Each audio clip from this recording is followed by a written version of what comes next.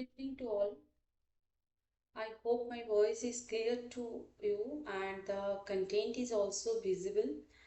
आज एक छोटा सा सेशन के माध्यम से हम लोग mathematics as a subject and discipline unit 4 इसका इस unit related PYQ last 5 years तक क्या क्या क्वेश्चन पूछा गया है इस यूनिट से उसको डिस्कस करेंगे। लास्ट क्लास में हम लोग इसका कंटेंट डिस्कस कर चुके हैं। अब इसी क्लास में बस हम लोग PYQ देखेंगे इस टॉपिक रिलेटेड। फर्स्ट 2023 में जितना भी क्वेश्चंस इस यूनिट से पूछा गया था उस पे फोकस करते हैं। The first question is right any 2 AIIMS of teaching mathematics in school. 2 marks के लिए ये 2023 में पूछा गया था कि स्कूल में मैथमेटिक्स टीचिंग का एम क्या है।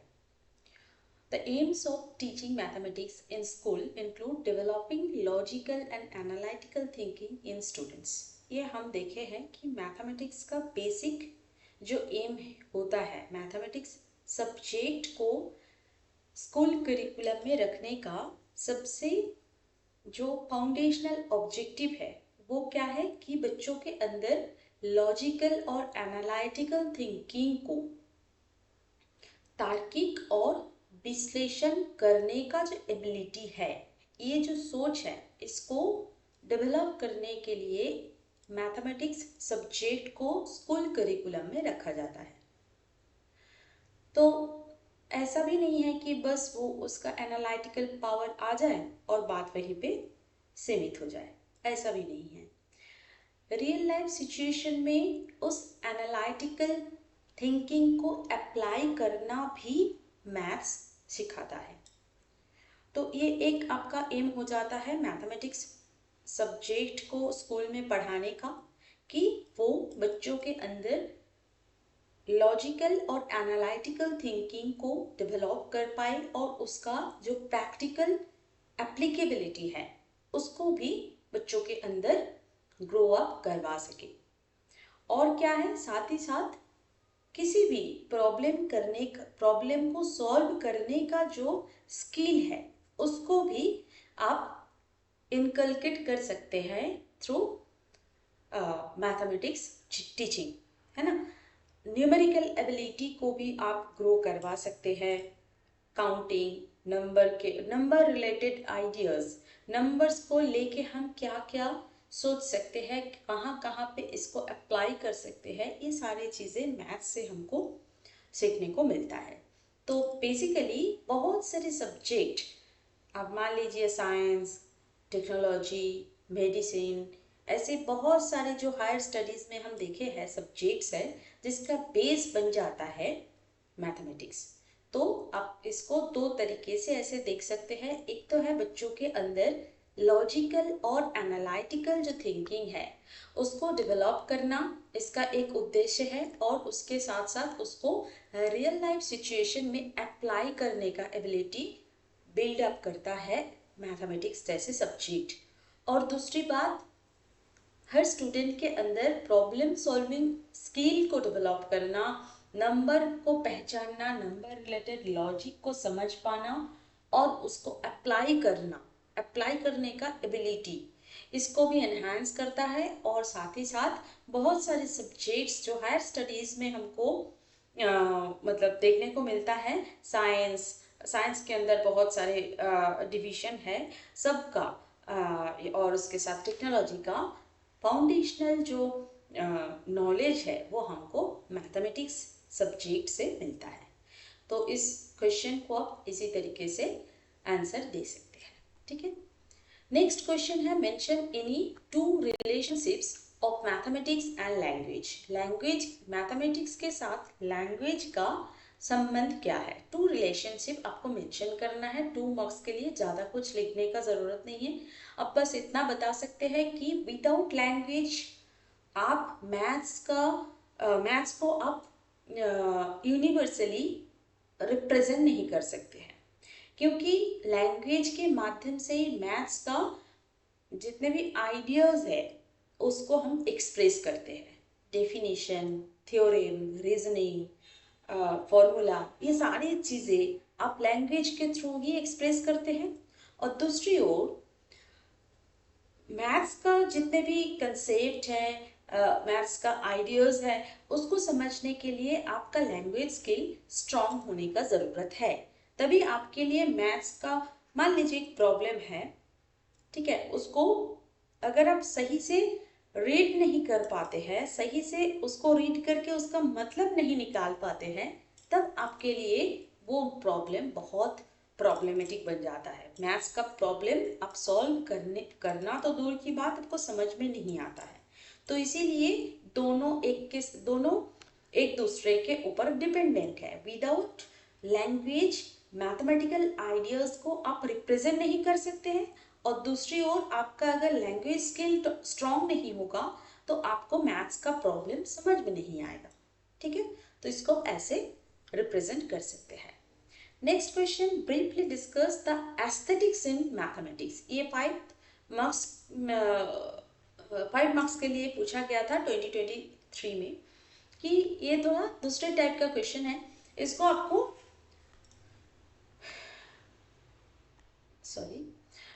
इसको आपको कैसे लिखना है कि ये होता क्या है एस्थेटिक्स, यानी कि इसके अंदर क्या ब्यूटी है, क्या सौंदर्य है, क्या इसका क्या मैथ्स को आप देख तो नहीं सकते हैं ऐसे, पर इसके अंदर ब्यूटी आप कैसे ढूंढेंगे?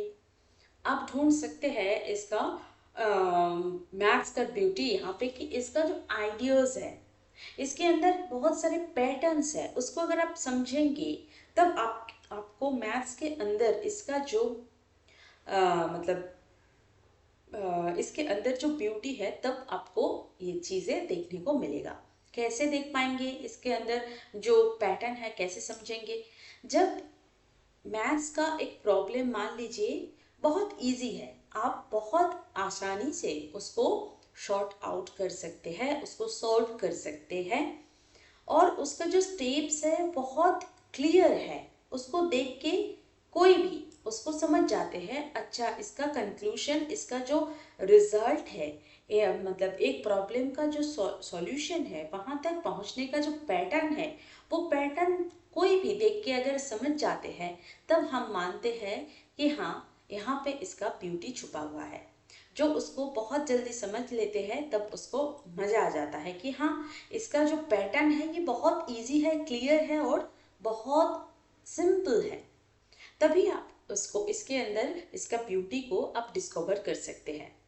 नेचर के अंदर जितने भी शेप्स है, वो शेप लीफ का हो सकता है, फ्लावर का हो सकता है, सी सेल का हो सकता है, जितने भी चीज़ें आपको एनवायरनमेंट में देखने को मिलता है, सबका जो शेप है, वहाँ पे भी आप इसका मतलब मैथ्स का जो ब्यूटी है उसको आप डिस्कवर कर सकते हैं। हर पैटर्न के अंदर कुछ सर्टेन रूल फॉलो किया जाता है। आप लोग देखे होंगे, जिन लोगों का साइंस बैकग्राउंड है यहाँ पे, जिनका बायोलॉजी है स्पेसिफिकली, वहाँ पे सेल जो होता है ना, ह्यूमन बॉडी में, एनिमल बॉडी में जो सेल रहता है, उसका भी जितने भी टाइप ऑफ सेल्स है, सबका अलग अलग पैटर्न होता है, और हर पैटर्न के लिए कुछ मतलब रूल्स फॉलो किया जाता है, कुछ सर्टेन रूल्स फॉलो किया जाता है, तब हर एक सेल बनता है ना। आपका स्किन में जो सेल है, आपके उसको क्या बोले, बोन में जो सेल है, आपका मतलब ईयर्स में जो सेल है, या फिर ईयर के अंदर जितने भी सेल है, टाइप्स ऑफ सेल जो जो भी है, उसके अंदर जितने भी स्ट्रक्चर आपको देखने को मिलेगा, उसमें सर्टेन रूल्स फॉलो किया जाता है, तभी उतना सुंदर सा एक उसका पैटर्न बनता है। और वो जब आप जानते हैं, जब उस चीज़ को एक्सप्लोर करते हैं, तब आपको मैथ्स का जो मतलब उसका जो स्पेशलाइजेशन है, उसका जो ब्यूटी है, अब तब उसको पहचान पाते हैं, है ना। तो डायरेक्ट सॉल्यूशन में जाना तो पड़ता ही है, हमको प्रॉब्लम है तो सॉल्यूशन में जाना पड़ता है, पर प्रॉब्लम से लेके सॉल्यूशन तक जाने का जो जर्नी है, वहाँ पे जो पैटर्न्स आप डिस्कवर करते हैं, वहीं पे मैथ्स का जो ब्यूटी है वो छुपा रहता है। आप जितने अच्छे से उसको जितना जल्दी उसको एक्सप्लोर कर पाते हैं, तब आपको उतना ही उसका ब्यूटी समझ में आता है ना। तो आपको आप इस चीज को ऐसे लिख सकते हैं। नेक्स्ट आ जाते हैं, discuss the correlation between mathematics and social science. 10 marks के लिए पूछा गया था, ठीक है, और ये 2023 में आया था और सेम क्वेश्चन 2022 में भी पूछा गया था, ठीक है। सोशल साइंस के साथ मैथमेटिक्स का क्या संबंध है? 10 मार्क्स के लिए आपको थोड़ा इसको लेंदी लिखना पड़ेगा। जैसे दोनों subject mathematics and social science just like they belongs from two poles, है ना, अलग अलग पोल से बिलोंग करता है, पूरा ऑपोजिट है ना, पूरा अलग है, पर कहीं ना कहीं इन लोग ये दोनों सब्जेक्ट क्या है, कनेक्टेड है। कैसे कनेक्ट होता है, यही आपको यहाँ पे लिखना है। जैसे मैथमेटिकल जो टूल्स है, मेथड्स है, सोसाइटी में जितने भी प्रॉब्लम्स है उसको सॉल्व करने के लिए मैथमेटिकल टूल्स मेथड्स काम में आता है। वो कैसे? चीज़ों को अंडरस्टैंड करने के लिए, समझने के लिए, सोसाइटी में प्रॉब्लम है तो वो क्या है, कैसे है, उसको कैसे हम शॉर्ट आउट करेंगे। तो जब आप उस प्रॉब्लम को एनालाइज करने जाएंगे ना, तो आपको कुछ सर्टेन रूल फॉलो करना पड़ेगा, तभी आता है मैथ्स का यूजेबिलिटी। वहाँ पे आपको मैथमेटिकल एप्लीकेशन करके उस प्रॉब्लम को पहले तो समझना है, एनालाइज करना है, तभी तो आप उस चीज को सॉल्व कर पाएंगे। तो इसी प्रकार मैथ्स सोशल साइंस में इंटरैक्ट कर देता है। सोशल साइंस में भी जो सब्जेक्ट्स है, जैसे इकोनॉमिक्स है, ज्योग्राफी, सोशियोलॉजी, पॉलिटिकल साइंस जैसे सब्जेक्ट है, हर सब्जेक्ट के अंदर आपको डेटा का एक रोल रहता है, इसको आपको मानना ही पड़ेगा। इनिशियल स्टेज में नहीं, फाउंडेशनल जो सब्जेक्ट है, मतलब ज्योग्राफी अगर आप इस सब्जेक्ट को कंसिडर करते हैं, इनिशियल स्टेज में डेटा ग्राफ का उतना इम्पोर्टेंस नहीं है, पर ज्योग्राफी में जब आप हायर स्टडीज करने जाएंगे तब विदाउट डेटा का कुछ काम होगा नहीं। सेम है हर सब्जेक्ट में, इकोनॉमिक्स मान लीजिए, सोशियोलॉजी, पॉलिटिकल साइंस, हर सब्जेक्ट में, सोशल साइंस के अंदर जितने भी सब्जेक्ट्स आता है, हायर स्टडीज में जाएंगे तो आपको इसका स्टैटिस्टिक्स पढ़ना ही पड़ेगा, तो यहाँ पे भी मैथ्स आ जाता है। इकोनॉमिक्स में जैसे कैसे आता है कि डिमांड, किसी भी एक पर्टिकुलर कमोडिटी का डिमांड क्या रहेगा, क्या रहता है, एग्जिस्टिंग डिमांड क्या है, पहले कैसा था, आगे क्या होगा, उस बेसिस पे सप्लाई को आपको कंट्रोल करना है। तो आ गया है यहाँ पे कैलकुलेशन, आपको इंटरेस्ट रेट कैलकुलेट करना पड़ेगा, आपको इकोनॉमिक ग्रोथ समझना पड़ेगा। आ गया यहाँ पे मैथमेटिक्स इन इकोनॉमिक्स। ज्योग्राफी में जाइए, आपको मैप, बहुत सारे मैप्स देखने को मिलेगा, पॉलिटिकल मैप, फिजिकल मैप, आपको आपका नेशन का मैप, आपका मतलब डिस्ट्रिक्ट का, आपका जो मतलब स्टेट है या फिर वर्ल्ड का, हर जगह का मैप आपको देखने को मिलेगा। पर अगर इसको रीड करना नहीं आता है तो उसका कुछ मतलब ही नहीं रहेगा। कहाँ पे लैटिट्यूड लॉन्गिट्यूड इंटरसेक्ट करता है, उस पॉइंट को क्या बोला जाता है, लेट लॉन्ग, कौन कौन लाइंस को लैटिट्यूड बोला जाता है, किसको लॉन्गिट्यूड बोला जाता है, इन बिटवीन गैप क्या रहता है, साधन पोल किधर रहता है, नॉर्दर्न पोल के, मतलब आपको पूरा मैप रीड करना आएगा तभी आपको समझ में आएगा। लोकेशन, आपको मैप लोकेशन देख के आपका रियल लोकेशन को एज्यूम करना है, इसका कुछ बेसिक मैथ्स रहता है, वो भी आपको जानना पड़ेगा। पॉपुलेशन डेटा को समझने के लिए अभी लास्ट जो सेंसस डेटा आपके पास है उसके बेसिस पे आप प्रेडिक्ट कर सकते हैं कि 10 साल बाद, एक डिकेड बाद क्या होगा, है ना। तो ऐसे ही मैथ्स यहाँ पे भी आ जाता है। Then sociology and political science, यहाँ पे भी मैथ्स का टूल यूज होता है, जैसे सर्वे, परसेंटेज, चार्ट वगैरह आपको बनाने के लिए मैथ्स का हेल्प लेना पड़ता है, ताकि अब लोगों का क्या बिहेवियर है, क्या लोग चाहते हैं, उनका ओपिनियन क्या है, वो उनका जो वोटिंग पैटर्न है वो कैसा था और कैसा आगे जाके होगा, इन सारी चीज़ों को हैंडल करने के लिए मैथ्स का रोल रहता है।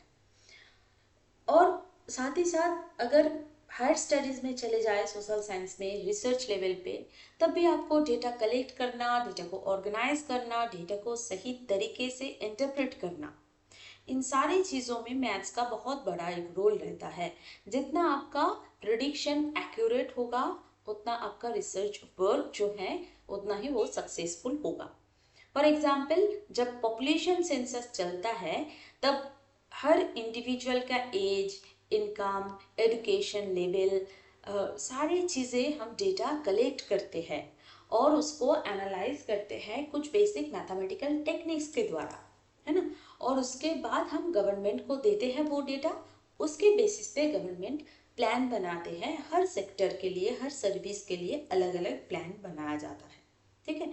और रही बात मतलब स्किल डेवलपमेंट का, तब देखा जाए सोशल साइंस में भी ये सारे स्किल्स का ज़रूरत होता है कि किसी भी चीज़ को क्रिटिकली सोचना। तो क्रिटिकल थिंकिंग का एबिलिटी मैथ्स के द्वारा एनहांस हो पाता है। प्रॉब्लम सॉल्विंग स्किल, इसमें भी मैथ्स का बहुत बड़ा रोल रहता है। वो क्या करता है कि नंबर्स, बेसिक नंबर, पैटर्न, ऐसे इन सारी चीज़ों का जो अंडरस्टैंडिंग है उसको एनहांस करवा के प्रॉब्लम सॉल्विंग स्किल को डेवलप करता है ना। स्कूल में अगर देखा जाए, सोशल साइंस और मैथमेटिक्स दोनों साथ में ही पढ़ाया जाता है ताकि बच्चों के अंदर बजट, सर्वे, पॉपुलेशन स्टडीज, इन सारी चीज़ों का बेसिक जो कंसेप्ट है वो बहुत मतलब क्लैरिटी के साथ फाउंडेशनल स्टेज से ग्रो अप हो सके, है ना। और क्या है कि मैथ्स बस नंबर से ही रिलेट करता है ऐसा नहीं है। इसका अगर एप्लीकेशन हम देखें तो वो उसका एप्लीकेशन आपको सोसाइटी में भी देखने को मिलेगा। तो आप बोल सकते हैं कि मैथ्स के साथ सोशल साइंस दोनों इंटरलिंक्ड है। जब हमको इंफॉर्मेशन कलेक्ट करना रहता है, इंफॉर्मेशन को कलेक्ट करने के बाद उसका जो पैटर्न है उसको समझना रहता है, तब भी मैथ्स का हेल्प सोशल साइंस को लेना पड़ता है। तो दोनों के बीच जो कनेक्शन है वो इंटर कनेक्शन है, मतलब दोनों के बीच जो कनेक्शन है वो बहुत ज़्यादा स्ट्रॉन्ग है और फाउंडेशनल स्टेज से इसीलिए दोनों सब्जेक्ट को रखा जाता है करिकुलम के अंदर, ठीक है। उसके बाद हम चले जाते हैं 2022 में। 2022 में क्या क्वेश्चन आया था कि give any two applications of mathematics in day to day life. 2 marks के लिए ये क्वेश्चन पूछा गया था और ये सेम क्वेश्चन 2020 में भी पूछा गया था।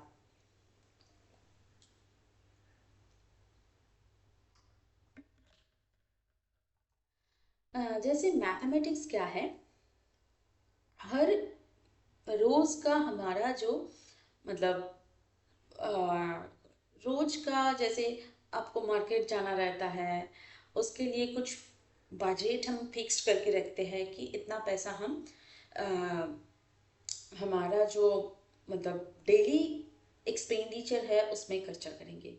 फिर आपका सेविंग्स उस बेसिस पे इतना होगा, तो ये पहले से हम कैलकुलेट करते हैं, है ना। एक्सपेक्टेड जो हमारा कैलकुलेशन है उसको फैमिली के अंदर, मैं लार्ज स्केल में नहीं बता रही हूँ, हमारा डेली वे में, डेली बेसिस पे फैमिली में जितना एक्सपेंडिचर हमारा होता है और उस बेसिस पे जो सेविंग्स हम कैलकुलेट करते हैं प्रायर बेसिस पे, उसको हम बजट बोलते हैं, है ना।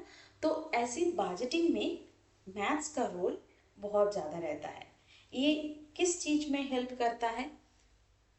फर्स्ट ऑफ ऑल आपको टाइम मेजरमेंट में हेल्प करता है कि किस टाइम पे आप क्या काम करने वाले हैं, कितना डिस्टेंस आपको ट्रैवल करना रहता है, या फिर वेट बोलिए, टेम्परेचर बोलिए, हर जगह पे आपको मैथ्स का रोल आइए देखने को मिलता है ना।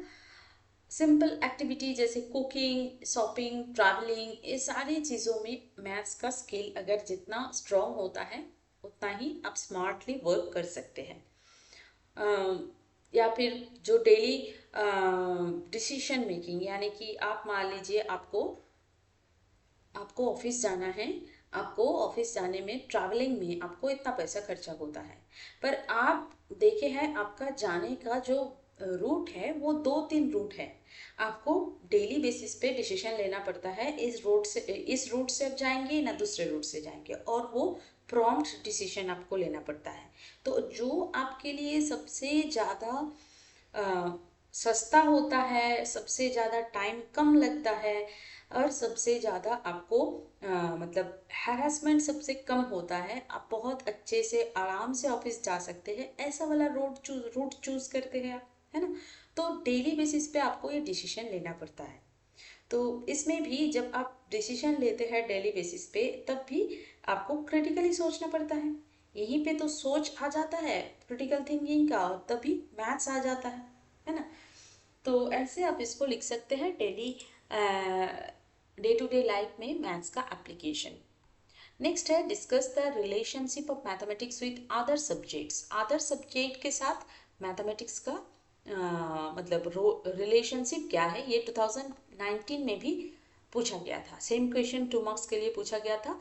जैसे कि दूसरे सब्जेक्ट मतलब मान लीजिए साइंस के साथ अभी अभी हम लोग देखे हैं कि सोशल साइंस के साथ भी इंटरलिंक्ड है। सोशल साइंस के अंदर ज्योग्राफी इकोनॉमिक्स आ जाता है, देन कंप्यूटर साइंस टेक्नोलॉजी, सबके साथ ही मैथमेटिक्स क्लोज टू रिलेटेड है। फिजिक्स का फॉर्मूला को अगर आपको समझना है तो आपको मैथ स्ट्रॉन्ग होना पड़ेगा, रखना पड़ेगा। ज्योग्राफी में डेटा कलेक्शन, डेटा को इंटरप्रेट करना, इकोनॉमिक्स में कैलकुलेशन, कंप्यूटर्स में लॉजिक, इन सारी चीज़ों सब्जेक्ट में मैथमेटिक्स का रोल रहता ही है। और मैथमेटिकल कंसेप्ट जैसे problem solving and data analysing, और स्टूडेंट के अंदर जो लॉजिकल थिंकिंग का एबिलिटी है उसको ग्रो करने के लिए भी मैथ्स का रोल रहता है। तो ऐसे वेरियस सब्जेक्ट्स में मैथमेटिक्स का रोल रह जाता है ना। Next question, rationally discuss the place of mathematics in school curriculum. School curriculum में मैथमेटिक्स का प्लेस क्या है, इसको रैशनली आपको डिस्कस करना है, यानी कि तार्किक रूप से आपको इसको मतलब लॉजिक लगा के एक्सप्लेन करना है। 2021 और 2019 में भी सेम क्वेश्चन पूछा गया था। 5 मार्क्स के लिए क्वेश्चन का आंसर आप ऐसे दे सकते हैं कि स्कूल करिकुलम में मैथमेटिक्स का बहुत इम्पॉर्टेंट एक रोल रहता है। बच्चों के अंदर इंटेलेक्चुअल डेवलपमेंट के लिए ये काम आता है। Logical thinking, problem solving ability, decision making skill इसके थ्रू डेवलप कर सकते हैं, है ना। और मैथमेटिक्स बस सुन के आपको समझ में, दिमाग में आपका ये आता है कि नंबर्स रिलेटेड, बट ऐसा नहीं है। नंबर्स तो है, नंबर का नॉलेज आपको मैथ से ही मिलेगा।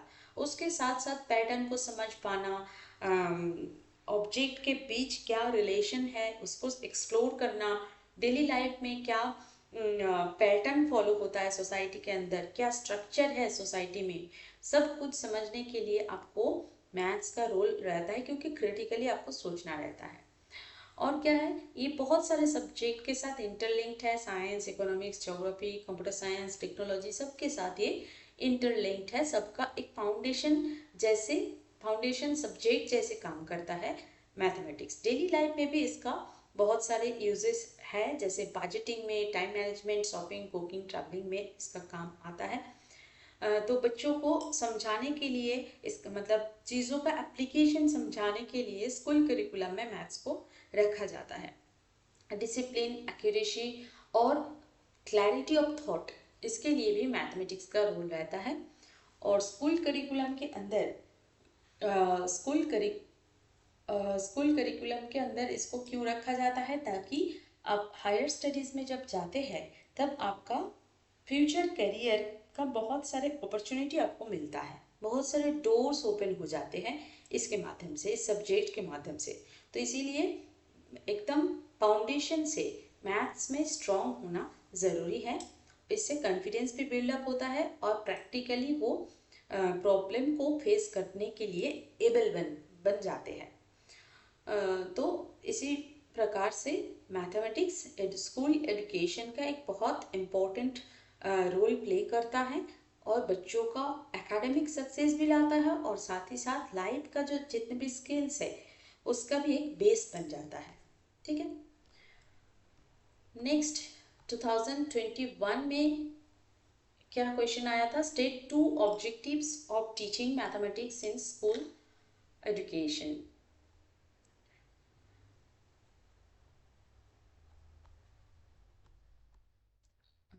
To main objectives of teaching mathematics in school are, आप बोल सकते हैं इसको कि एक तो है लॉजिकल और एनालिटिकल थिंकिंग को स्टूडेंट के अंदर इंडल्ज करता है, और साथ ही साथ नेक्स्ट पॉइंट में आप बोल सकते हैं कि to help students apply mathematical knowledge in real life situation. Real life situation में इसको आप कैसे अप्लाई करेंगे, अप्लाइड जो मैथमेटिक्स है उसको, उसका भी रोल रहता है।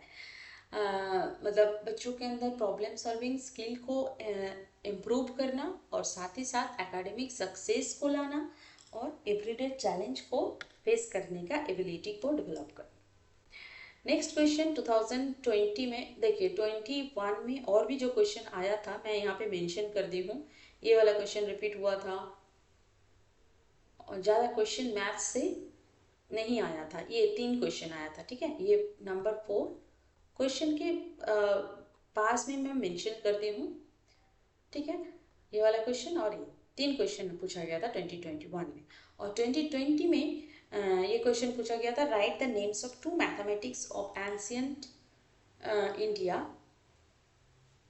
With their contribution. मैथमेटिशियन होगा, ठीक ठीक है, इसको करेक्शन कर लीजिएगा। एक तो है आर्यभट्ट, दूसरा है ब्रह्मगुप्ता। आर्यभट्ट, इनको तो आपको तो पता ही है कि जीरो का जो कंसेप्ट है इन्होंने इंट्रोड्यूस किए थे, और वॉल्यूम सिस्टम को इन्होंने एक्सप्लेन किए थे। इनका जो मतलब पाई, अप्रोक्सीमेशन ऑफ पाई और ट्रिगोनोमेट्री में इनका मेनली वर्क रहा है।